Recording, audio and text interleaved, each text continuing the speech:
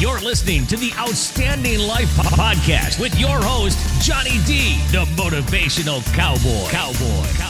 As a motivational speaker, Johnny D impacts audiences around the world with his message of living the outstanding life. He's a best-selling author, MC, and two-time Grammy-considered artist. This podcast is a place where Johnny D can introduce you to his outstanding friends and share funny, interesting, and heart-provoking stories. Ladies and gentlemen, buckle up. Here comes your host, Johnny D.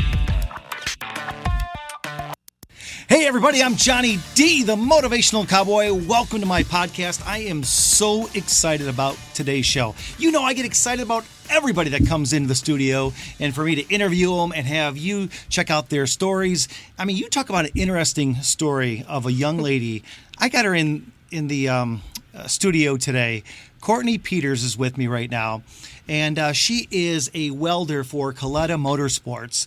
And I'm going to ask her, Kourtney, first of all, welcome to the show. Thank you so much for having me. I appreciate it. But listen, I mean, you started out in college. You started out as a forensic accountant. Correct. And then you went to school for high-performance racing. Correct. How does a girl go from forensic accounting, which I didn't even know what forensic accounting was. If you don't mind, just take couple seconds, tell everybody what forensic accounting even is. Sure. Forensic accounting, the easiest way to explain it is the whole Enron situation where they found out that they were cooking the books and that the company was saying that they were making more money than they actually were. Yeah. Forensic accounting would have been the person to go in there and actually investigate their books. So I initially wanted to work for the FBI doing forensic accounting, and I wanted to travel all over. And yeah. So. And so you went to school for that. Yeah. And then did you quit? I dropped out twice. You what? So you dropped out twice. So you dropped out twice, and then you decided to go to college to study high performance racing technology. Yes. How did you go from an accountant to high performance racing?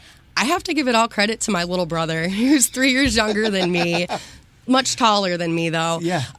He actually went to Ohio Technical College in Cleveland for high performance and racing technologies. My dad had gone there back in, I can't even remember what year, but my dad is actually an alumni for their heavy equipment and diesel program that they had. Awesome. Okay. Yeah. So my dad suggested that to my brother. My brother had always loved doing those sort of things, and I had too, but I just didn't actually think of it as an actual career. Yeah. So my brother had started going there. He was going there for 6 months or so, and he called me one day and he's like, Kourtney, you've dropped out twice. What are you doing? You need to get your head out of places and do what I know that you're going to be happy doing. Right. So it was actually my brother that kind of pushed me that way, and he's like, I know that this is where you're going to be at home at and excel in. So you didn't think for a million years that you would ever get into this business? No. So you kind of fell into it. The old cliche, I fell into my job. Yeah. I mean, it was always something that interests me. I loved being in the garage with my dad and working on engines, tractors. We'll get into that. But so you weren't a girly girl? No. I hated wearing dresses. Where did you grow up? I grew up actually in a little town about 20 minutes south of Erie, Pennsylvania, in Waterford. Born and raised. I lived in the same house for my entirety. Yeah. So were you a tomboy then?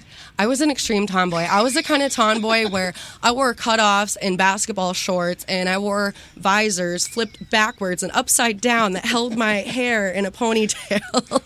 And I went from that to like kind of finding a balance, and now I'm like, I think the equal of both worlds. Yeah. So you go to this technical college. Correct.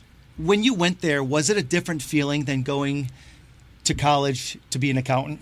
Much different. Were you happy like your brother said you were going to be? Yeah, I actually wanted to be there. I can see it in your eyes. You're getting excited about it. Yeah. Like I always dreaded going to class. I mean, there were classes in college that I enjoyed, but nothing that I was super, super excited to do.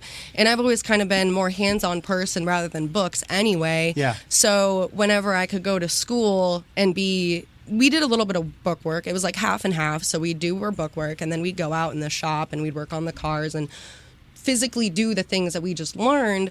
So that kind of was a good balance for me because I got a little bit of book work that I was okay with, but then I was actually physically getting to do it. So let me ask you this, because there are young people watching right now that they don't get straight A's. Were you a straight A kind of girl? No. I remember when I had a chemistry class, I think it was like 11th grade or something like that. This is how bad I did not want to do it. I had a 13% in that class. I bombed it because I didn't want to do it. So I was that kind of person where like I knew it wasn't a class that I had to take and I could take a something else later to pass it by. But if I'm not dedicated and wanting to do something, I'm sorry, but you have to be 100% into it or you don't do it. I'm either in it or I'm not. So explain just in a couple minutes what school was like. What kind of vehicles were you working on in school? What was that technical school like? It was actually an amazing experience. I had amazing instructors, Mr. McBride, Mr. Romine, They're probably watching Mr. right now. Dangerfield. Mr. Dangerfield, are you serious? Yeah. Yes. I love that. His name was Dangerfield, Perry Dangerfield. He's one of the greatest men alive. So, having them as teachers really instilled a lot of, obviously, like technical and hands-on things, but they also taught us a lot of, stuff outside of school. Yeah. Just to be a better person and to, work on yourself too. But I mean, out in the shop, we had like old NASCAR chassis, and I don't even remember what year Gremlin it was, but man, I hated working on that thing. And then there was this Porsche, which Dangerfield would kill me if I didn't say Porsche. Right. He always said that. So we just had all kinds of things that, just random cars that the school would get. Would you recommend that school to anybody watching right now that maybe 100%. Is a little confused, like maybe they don't want to go to college? Mm-hmm. Yeah, 100%. They actually have a welding program there, but that was before I knew that I loved welding or even wanted to weld. So they have a welding program, regular automotive. They have diesel. They have a collision. I think paint is involved with the collision too. So you had to learn all that? No. I was just high performance. So like there was different. We all had like different colored shirts, and like we all had our own teachers. Okay. So like the 3 teachers I listed, those were just for high performance. So where did welding come into play here? You're there for high performance, and then you end up coming out being a welder. Yeah. How did that all happen? I wanted to initially work on the team. I wanted to work on a drag racing team. Yeah. And welding was one of the courses that we had to take because it was broken up into like 3 different months, I believe. And it was 5 months before I graduated. Okay. And that was when we first started doing the welding. And at first, I was kind of like, okay, this is cool. Like, it'll be something neat to learn. But I did not realize where it would take me. And it just, Mr. McBride actually was like, hey, I think you have something in this. And then he's the one that put the bug in my ear. Hey, you can still work for a, top fuel team, funny car team in the NHRA and get to weld also. Yeah. So it was kind of, again, another clicking moment where everything just clicked and it what fell I call into place. Aha moment. Mm-hmm. Oh, absolutely. So were you good at it right away? No. Okay. So I don't think so. So listen, I've been around the welding business for a little while, and there are men and women that are either Lincoln Electric or they're Miller. Are you a Lincoln girl or are you a Miller girl? I am 1,000% a Lincoln Electric girl. I have never even used a Miller. I do not speak of Miller. So let me ask you this. When you were in school, now I did some work with Lincoln Electric, and one of the coolest things that I got to try was their training, virtual reality simulation. Yeah. And it was like this video game, but it was real. I mean, you had the mask on and you were welding, but it wasn't real. Mm-hmm. Did you ever use that? I actually did when I went to the advanced welding seminar back in end of November, beginning of December over at Lincoln Electric. They'll get some people together from NASCAR and NHRA that are kind of in the welding industry already, and they will kind of go through a crash course of different materials, different welding techniques. And that was one of the things that they actually had there at the school was the virtual welding. Yeah. And so that was pretty cool. I had never done that before, but I just I was watching people do it, and I tried a little bit of it, but it's weird. It's different. It's so weird. Well, you don't have the smell and stuff like Yeah. that. But for the guy that never welded, Yeah, oh, that'd I be was perfect. like, this is so neat Yeah. and so cool. You know, I used to get like, okay, I at least want to get an 80% on my weld, Yeah. and I just want to get this. Okay, so you go to school, you graduate. Mm-hmm. How did you end up at Kalitta Motorsports? Mr. McBride. Really? I mean, Yep. because you got, I mean, listen, for those of you that are at home watching right now, this girl graduates college and then she doesn't go into an entry-level position. She goes right to the top team in NHRA drag racing. I mean that, Yeah. I mean, I'm getting goosebumps for you right now. How cool was that? Yeah, it was actually incredible. I graduated on the 26th of March in 2016, and on the 28th of March, 4 days later, I got a call saying that Jimmo wanted me to come in the next day, that Tuesday, and have an interview, and I was hired that day. Really? So I was hired 5 days after I had graduated, and I actually already signed an apartment lease in Toledo, Ohio, where my boyfriend's from. And so I signed my apartment before I even knew that I got the job. I just had that feeling, you know, people say, you know, manifestation, whatnot. Yeah. But like, I knew that that's what I wanted to do, and I was dead set on it. So what was it like your first day of work? You Oh, go so in there, nerve-wracking. you know, you're a young lady. Mm-hmm. You're at the top level. yeah. I mean, there is no games here. I mean, this isn't, I mean, it's a big business. Mm-hmm. What was it like for you? Do you remember your first day of work? I don't remember my exact first day, but I remember, and this is something I was thinking about like not too long ago. I remember when I first started welding at Kalitta, I actually worked up in the carbon department shop for a little bit until I got the skill, like I perfected my skills since I was still so new at it. Yeah. And I remember being so shaky and not being able to like keep my eyes straight, and I was so nervous. And to think now where I just throw on my helmet and go, Yeah. before I used to be, my nerves were so amped up and I couldn't even. How many years ago has that been? Oh shoot, I think it's 4.5 years that I've been there. Holy cow, really? Yeah, time flies. I feel like I just got Wow. hired last year. So how long did it take you? Because everybody thinks, I get out of school and, you know, you get a great job, but you were still nervous. It's Yeah. okay to be nervous. It's Yeah. okay to be scared. Did you have mentors?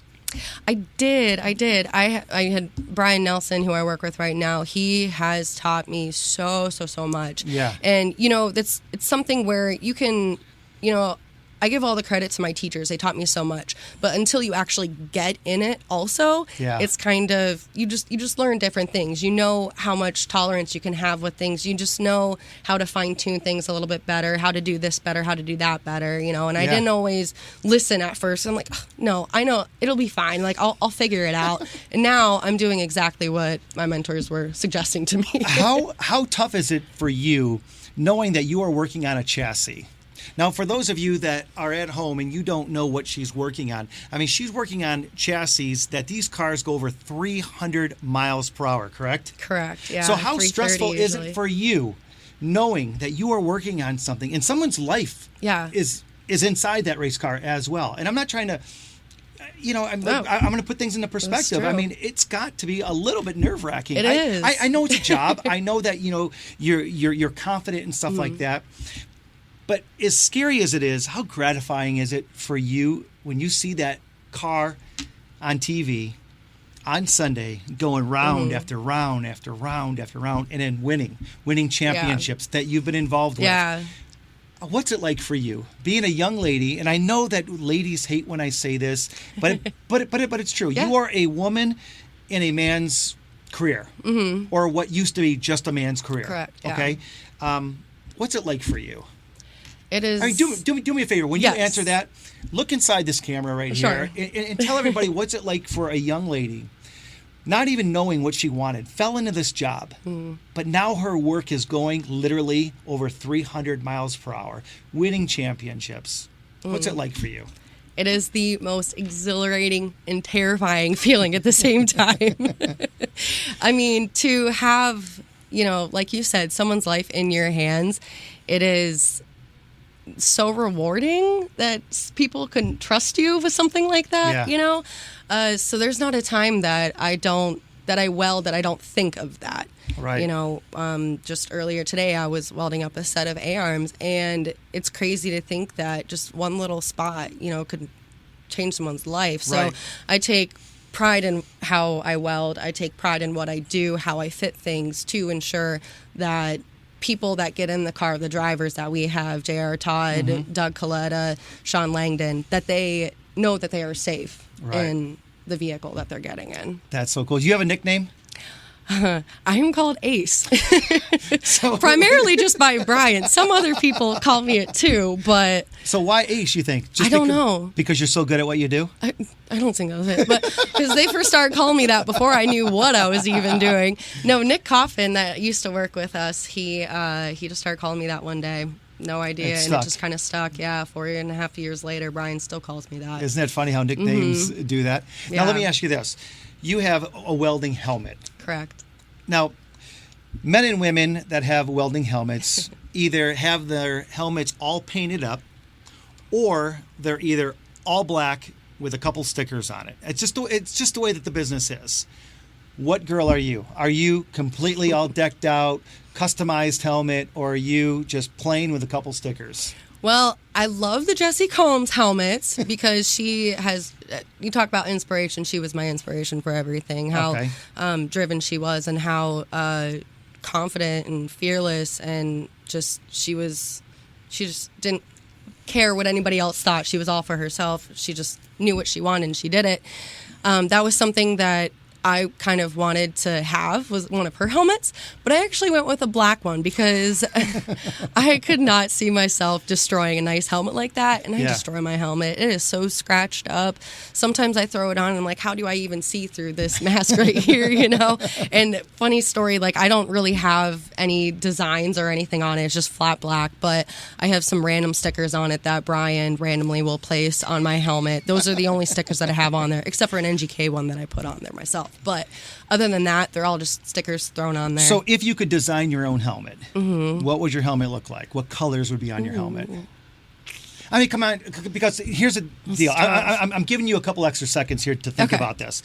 Because at the end of the day, yes, she is a girl welder. But at the end of the day, this young lady is still a young lady. So... yeah, I know you still like to dress up. You still like to put some makeup on. You still like to wear your heels. Yes. If you could design your own helmet, what would your helmet look like? I was actually going to kind of put a little wrap or something on my helmet when I first got it. I'm like blacked out vehicles. I love having like blacked out rims, blacked out cars, whatnot. So I love the idea of the all black. And I was actually going to put a purple K on it, like a script K, and have it going down the side. That's kind of what I wanted to do, because I've always signed my name like that, and my middle name's K, and K is just kind of my letter, I guess you could say. Yeah. So I wanted to do that. So, what but colors? I'm very simple. Just so what color? Black. No, a purple K. Just purple. No, purple. I mean purple with no white, just black and purple. Probably just black. So and guys, purple. if you're watching at Kalitta Motorsports right now, what she wants her welding new helmet to look like is all black with a K in purple, just in case you guys want to get her something special for Christmas or something. Just throwing it out there, okay? My birthday's coming up. So hint. Yeah. So okay, so you're working at Kalitta Motorsports, and then your younger brother's working there too. Yeah. What's it like having your younger brother work in the shop that you're working at too? You know what? We kind of stay away from each other. We don't. But then again, I'm the outgoing one. My brother is he's a little more reserved until you get to know him, and then he's like, he doesn't stop talking, which I love about him. I love it. So he's kind of on the other side of the shop. The chassis shop is in the middle of the shop, and so we'll talk to each other like here and there throughout the day. Hey, how's your day going? I'll get a snack from him or something, or he'll bring his energy drink over for me to sip on. But it's really easy going, and he actually lives with my boyfriend and I too. So nice. It's kind of nice because he is on the road. I do still get to spend like some time with him when he is home because we actually this live year has together. been a lot. Yeah, he's been home a lot. It's okay though. It's okay, but what else was I gonna say about that? I don't know. So listen, I saw a picture of you in a souped up tractor. Like, listen, those of you that are watching and maybe you still go to tractor pulls. I loved them, and that's what they have all those engines on them. They're huge. I saw you sitting behind the wheel of one of them. Was it just you, like, getting your picture taken behind the wheel? No, I pulled it. So you were a tractor puller? Tractor puller. Yeah. Yep. So what was that like, and how old were you? I was 18 when I first started with the NTPA that we used to pull with. You had to be 18 in order to actually pull. So my dad got the tractor, when we were, he built it and pulled his own mini modifieds before my parents even got married. Okay. And so probably when I was about, I think, 8 or 10, my dad got the single engine modified pulling tractor. And so one of the deals was if we wanted to pull it, we had to work on it. So that was kind of how I actually got into working on the engines. So basically your dad got free labor. Yeah. Put that carrot in front of your face and said, okay, if you want to do it. Me and my brother, because we alternated. So to make it fair between us kids, we would each alternate for What was that like? I can't even imagine what that was like. What's the most weight you ever pulled with that tractor? Oh, I can't think of the weights off the top of my head. A lot, right? But yeah, a lot. Because how much horsepower was that tractor that you were pulling with? I can't remember, but it was a 454 Chevy Big Block. Yeah. Yeah, it was quite the wild ride. Quite the wild ride. And I don't know if you saw on my Facebook, but I have a picture with my pink helmet on. And every single time, my brother loves to bring this up, whenever I would be pulling down the track, I would literally just scream. Like, I would yell at her, like, come on, let's go. And that was just my thing. So every year, whenever they were doing the pictures for the banquet and stuff, they'd always have pictures of me with my mouth just wide open. Come on. So have you always wanted to go fast? I know now you're working on the cars that go fast, but were you a speed demon? Kind of. We always went to our local Erie Speedway dirt track, just roundy round stuff when I was a kid. My dad has always took us to racetracks and then the drag strip, and we used to pull lawnmowers and just stuff like that, going to fairs, doing that stuff. Let me ask you this. Your dad. Yeah. You talk about him a lot, about you hanging out in the garage with him and stuff like that. Your dad must be so proud of you. Don't get me choked up. I'm getting kind of choked up, to be honest, because, I have a daughter your age. And I know just sitting here listening to your story, how proud I am of you. And I can't even imagine how your dad feels of having that little girl working in the garage with him to now working at the top tier of business. Yeah. What's that like to go back home and to have those conversations? And not only you, but now your dad has 2 kids that are working. Don't cry. No, you can't. It's just a little, I think it's just watering. It's fine. I don't, it's mascara or something. So, but what has your dad said to you guys? That's got to be so cool and rewarding all by itself. It's nice to know that your work is on TV and stuff like that. But things start at home. Yeah, they do. And those 4 walls at home, good or bad. Mm-hmm.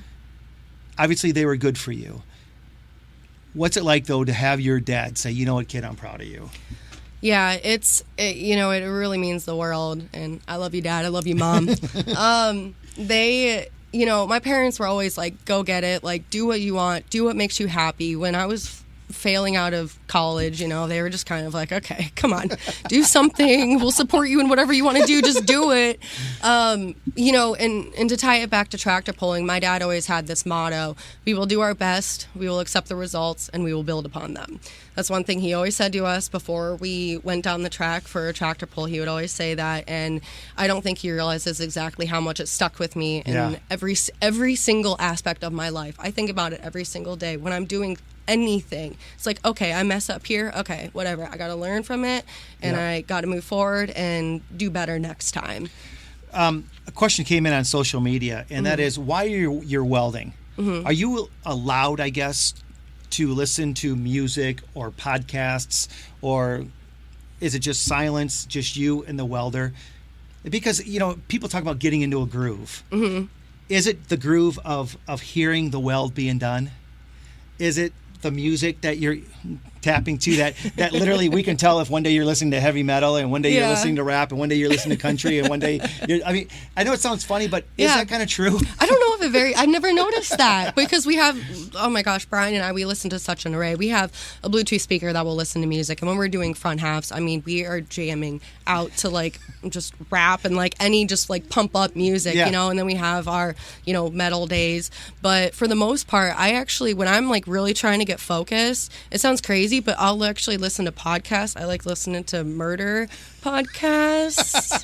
So like I love listening to a podcast called My Favorite Murder, and so like when I'm like really trying to get in the zone, I'll just listen to that, and it's like listening to a story. And then obviously I listen to yours.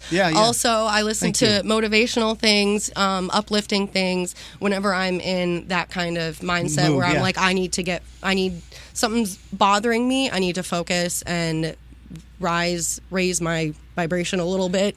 When you need a kick in the butt, who's that person to give you the kick in the butt? Because you just said it. Some days, and I know the racing business. Some days things are on, and some days things are off, and it can be all that way literally within an hour. My boyfriend. Really? I'll call him and be like, this and this and this. He's like, chill out. You're fine. You have nothing to worry about. You're overreacting. Go back in there. You're going to do fine. Do it better next time. So he's kind of my voice of reason. I guess he kind of keeps me a little level-headed. That's awesome. Tell me the story about your brother and who asked him. Just go ahead and tell the story. Yeah. So actually 3 months before I started, my brother started working there on Doug Kalitta's team as a clutch assistant. And at that time, Jimmo was there, and Jimmo was his crew chief also. And so because I had already talked to Jimmo about possibly working there, Jimmo actually, before he officially hired me, asked my brother if he would be okay with that, because he's like, Your younger brother. My younger brother, yes. My 3 years younger brother, yeah. He had his foot in the door before I did, yeah. I was a little slow to the gate. But, so Jimmo asked him, you know, if he would be okay with me working there. Yeah. And of course, my brother and I, we have a great relationship. So he's like, yeah, absolutely. But I just thought that was really nice that he was respectful like that. That is really cool. Because what if we didn't get along? Yeah. That'd be bad. That'd be terrible. Yeah. You know? So, I mean, because there are families, brothers that work there that got along and sometimes not got along. Yep, you know what I mean? Exactly. So listen, in the first episode, we talked about you and how you made your way through school and everything else. Now you're a welder at Kalitta Motorsports. But I have to ask, as much work as you do and as much stress as your job entails, what do you like to do for fun? I mean, I'm looking at this young, cute girl just sitting here with her hair pulled back. I mean, are you the kind of girl that when you're not working, do you just veg out, read a book, and do nothing? What do you like to do? I have a whole array of things. I always say drag racing is my life because my boyfriend races. My dad actually got a dragster for me not too long ago, also a couple years ago. So when you're not racing, you're racing. Yeah, we're at Norwalk all weekend, every single weekend during the summer, usually, except for this year. No kidding. But yeah, and so you're behind the wheel of the car too. I've only been behind the wheel a few times, a handful of times. I'm still dabbling a little bit behind a dragster. Shnikes, I didn't know that you actually drove a car too. Yeah, I'm new at it. Ladies and gentlemen, those of you, you are learning right with me. I don't believe it myself. I mean, this girl is a welder. And then she actually races race cars too. So what's the fastest you've ever been? On the drag strip? I think it was just like 120 in the eighth. Is that all? Yeah. And a quarter mile? Just one. No, in the eighth. Oh, okay, eighth mile. I guess that is even faster. Yeah, it's pretty fast. Yeah, normally. I'm like, it's fast, okay? Sorry. I go 80 on the highway every day. I'm used to it. But anyway, so I've only been in the driver's seat for a few times, but my boyfriend, he has a dragster that, like I said, we're at Norwalk every single weekend. Yeah. And not there, we're somewhere else. But normally I'm the tire girl, and I'm okay anxiety-wise just being the tire girl sometimes. I'll let him do the hard stuff of thinking and, what's the funniest reaction you've gotten? Like, let's just say you're out and about. You and your boyfriend are at dinner. You meet another couple, you meet somebody, you're having a drink with them, let's just say, and they ask you what you do for a living. I'm not gonna lie, I'm always timid like this. I'm like, I'm a welder. And my boyfriend's like, yeah, she's a welder. And he's so proud. Yeah. And I appreciate it. But like sometimes, I don't know. Like, do people like, are they shocked? They're like, are you kidding me? Yeah, because I don't normally look like this when I'm out, when I'm like, not at the track or at work. When I'm at home, I usually do something with myself a little bit. But so it's kind of, I always get, no, really? And people usually don't believe me at first, but. So on your free time, you like to drag race. That's what you do. Yeah. So but if I you don't get also enough sew. racing, what? I also sew. So you do the fastest thing on the planet, which is drag racing, to the slowest thing you could possibly do. It's not slow. I ramped the speed up on that. So what do you sew? I like to make quilts. My mother-in-law, she actually got me into it. She said, if you can weld, you can sew. So when my best friend had her son a few years ago, my mother-in-law's always been into making blankets and quilts. So whenever my friend had her baby, I said, I would like for you to make her a quilt. She was like, no, honey, if you can weld, you can sew. You're making your own blankets for him. So that's what I've done. Really? So Yeah. you're a sewer. Yeah, quilter, yeah. Is that what you call yourselves, a quilter? Quilter, yeah. Because I like to make blankets. And what was it, 2 Christmases ago, I made one for my mom, my grandma, my grandpa, and my dad. You know, I will say that is rewarding, isn't it? To do something that you don't have to. Because I know, like, in my free time, I like to woodwork. Mm-hmm. I'm not good at it. And I mean, I guess I'm starting to be. You make some really cool things. Yeah, but it's just fun, right? And you can't mess it up because I don't care. Because I don't have to sell it. I don't have to give it away. No one's going to know except you for that little spot. Right, exactly. And sometimes that's character. Yeah, exactly. Messing up is character. Yeah. Unless you're welding on a dragster. Yeah, gotta be careful. So let me ask you this. Are there things that you don't do because you work with your hands? Not really. I don't get my nails done too often. Because I always scuff them up at work. I mean, I just did my nails a few days ago, and they're Are your already... hands dirty? Let's see your hands. My hands are... I cleaned them before I came here. I really did, but I have to scrub them, like, really good. Because normally... Sometimes I leave work... No. Well, I wear them while I'm welding, but not while I'm... Gotcha. Metal finishing things or coping things. When the tubing has mill scale on it. So let me ask you this. Do you have your hands insured? I do not. But now you're making me think that I should. Well, I'm just saying that most people, when they do different things for their careers, they get whatever they do insured. That's true. So it might be something you have to look into. I should look into that. I don't know how much Aflac would cover, but let me ask you this: what advice could you give somebody that wants to get into this business? Mm-hmm. Or any business for that matter. It may be a young man, a young girl, but just do me a favor and look in that camera right there and just give them advice. I know you gave a little bit during the first episode, but I think it's important for me to let the listeners know how important it is that you don't have to be perfect at something. You just have to have willpower. You just have to have a great attitude, and you can accomplish just about anything. Absolutely. If you think that it can happen, it's going to happen. It doesn't matter how much you've messed up. You can always improve. And just because you think that, I'll get there one day, it doesn't have to be like, 10 years down the road. It can be like things fall into your lap sometimes. I was blessed enough to where that happened. And it's not, I don't know, things just happen sometimes. And it's not going to be all peaches and cream all the time. It's been a lot of ups and downs, trust me. And it's okay, right? Yeah, because that's what builds character. Exactly. And I wouldn't say I have thick skin, but I'm working towards it. I have had to learn a lot and just to keep going. That's all I can say. Keep going. In the business that you're in, at the level that you're in, I know that this is kind of like a funny question, but I think it's a true question. And I'm just wondering, those of you at home, I mean, her being a professional welder, fabricator for Kalitta Motorsports, are you an organized person or do you have stuff everywhere? Are you, because again, you're either that girl or that girl. Well, I would say I'm a little bipolar when it comes to that because sometimes I'll go into my house and I just throw things everywhere. But then there's other days where I'm like, I have to have it in this exact spot. And my boyfriend didn't put the bowl in the right spot. He put it on top of the other bowl that doesn't even match. And so I am very organized in some things. Like I have this notebook at work where every time I work on something, I have it like labeled in this notebook, whether it's front half, back half. Like I have literally details like dumbed down, like measure this spot to this spot and at this whatever. I have everything like detailed written down. So because I have to have it like that. Otherwise my mind can't focus. So you are organized then. Yeah. So let me ask you this then. We're always looking for an extra tenth, for an extra this, for an extra that. We want our cars faster. It doesn't matter if you're NASCAR, if you're street racing, if you're drag racing. I mean, if you're dirt racing, you're always looking for that extra little bit. Have you ever been welding and you came up with an idea that you were able to take back to the engineers and said, hey, guess what? What about this? If we did this a little bit different there, maybe you know what I'm saying? Has that ever happened yet?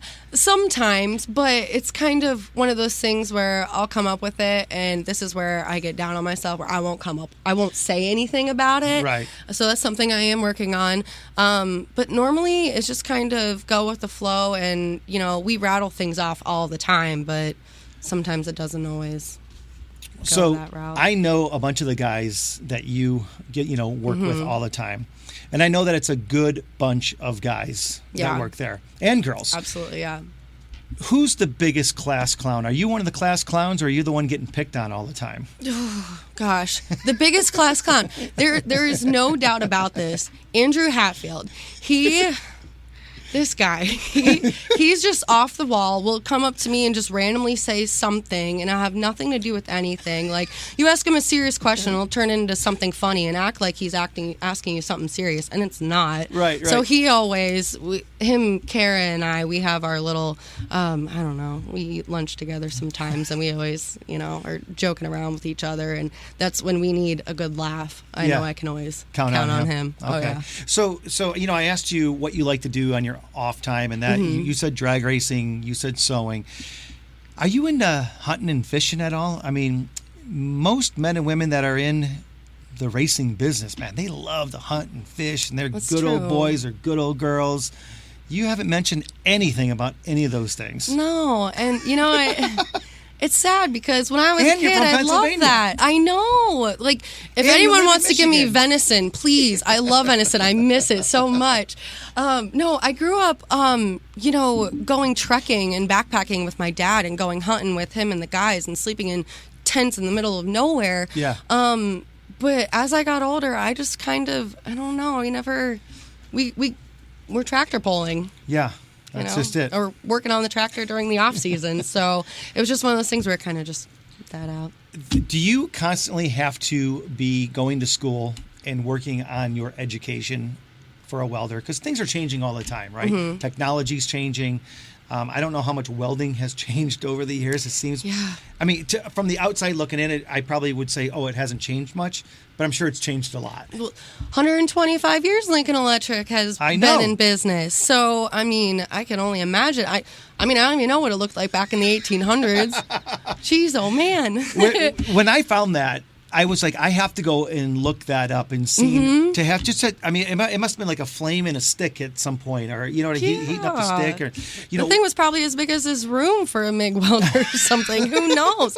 Computers used to be huge, That's true. So yeah, but we're talking 125 years ago. Yeah. What is the difference between a MIG and a TIG? MIG? Those of you at home that you're like, Johnny D. Kourtney, I have no idea what you guys are talking about. Kourtney, this all sounds great and everything. That's a great story. I don't know nothing about welding. Good news is, either do I. I know that there is a difference between MIG welding and TIG welding. Good thing for all of us that don't know, we have Kourtney in the house, and you're going to tell us exactly what the difference between MIG welding and TIG welding do. Okay, so I'll make it easy to explain.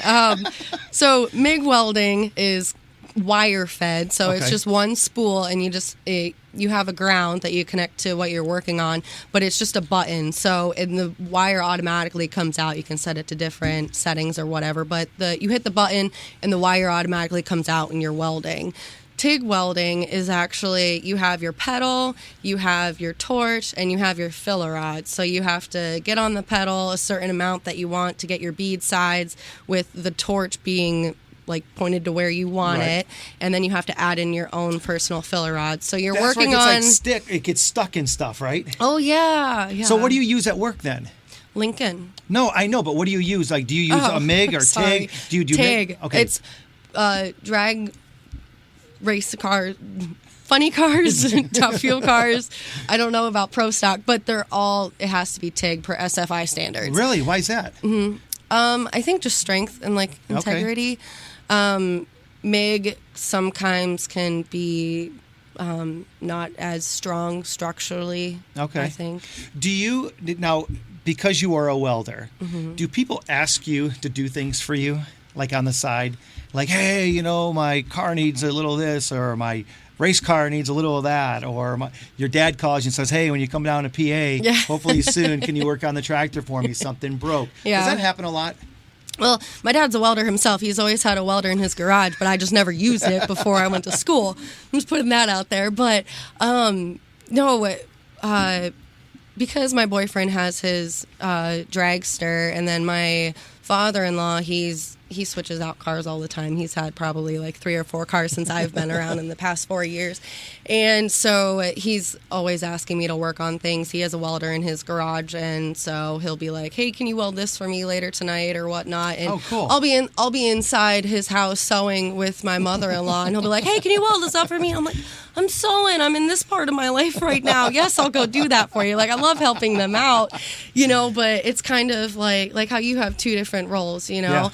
Yeah. When I'm not at work, I'm kind of in my girly mode. Like, I've had to kind of balance out having a struggle with losing my femininity and, just getting dirty all the time. Sometimes, like, as much as I love that, and I'm so grateful that I can have that balance, but when I'm at home, like, I am in full on, like, domesticated princess. Like, I just want to clean my house and organize things and do my sewing. You are so right about that.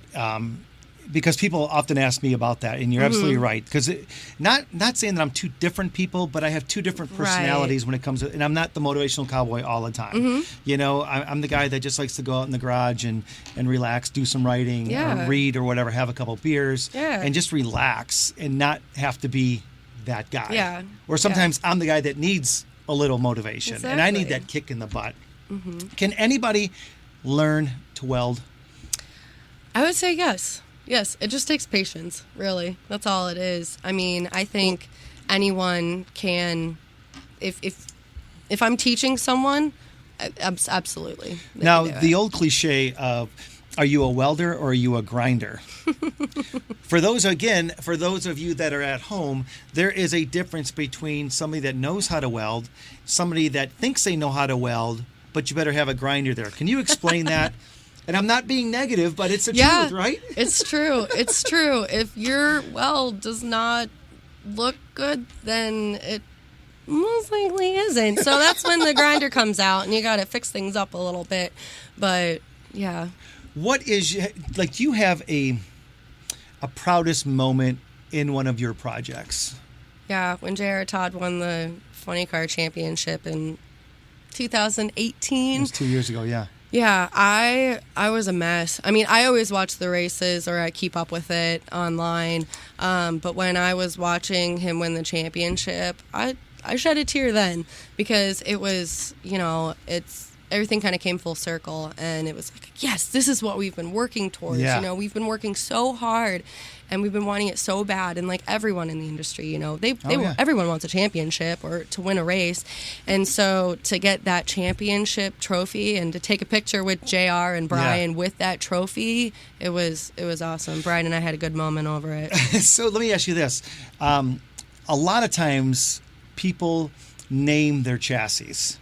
Yeah. Do you guys at Kalitta name your chassis, or maybe you in your personal racing career name your chassis? We do at Kalitta Motorsports. We name them bounty hunters. Okay. They're called bounty hunters because back in the day, Connie had his car and it was called the bounty hunter. Right. So we call them bounty hunter, and we just do like FC 00 whatever car or TF for top fuel. So yeah, the bounty hunter chassis.